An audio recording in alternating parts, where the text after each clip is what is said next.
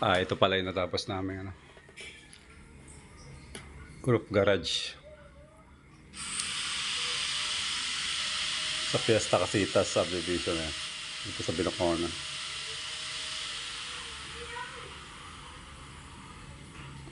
Gumamit pala tayo dyan ng mga bakal at tubular 2x3 at 2x2. 2x3 yung Raptor niya, yung 2x2 yung pangibabaw. Ayan. Tapos na natin siyang pahiran ng pintura. Bago natin siya pininturahan ng brown, in-apply muna natin siya ng epoxy primer para mas tumagal, mas matibay yung pintura.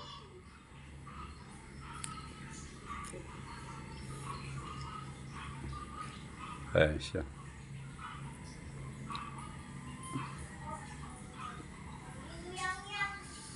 Ready na para bubungan. Ayan.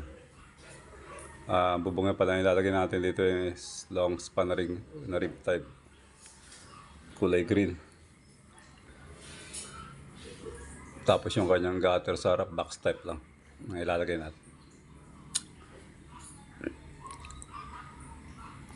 Pakasimple lang yan.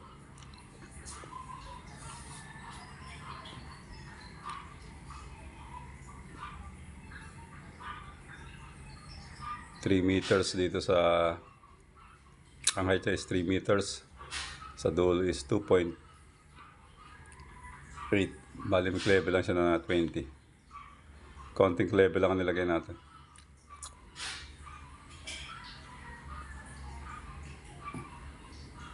Pasimple lang niya.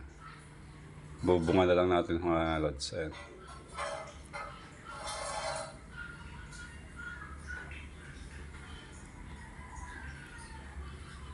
Gate na lang ang kulang ng bahay, sa bahay na may-ari.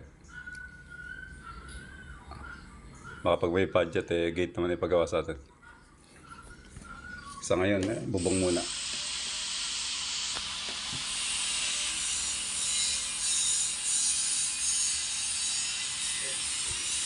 Puro makakapal na bakal pala ginamit natin dyan. Puro 1.5 thickness. Ayun yung kanyang gate harap.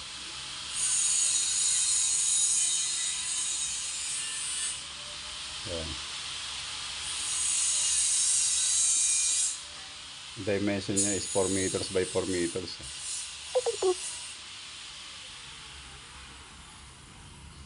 Okay, maraming salamat sa inyo mga lods.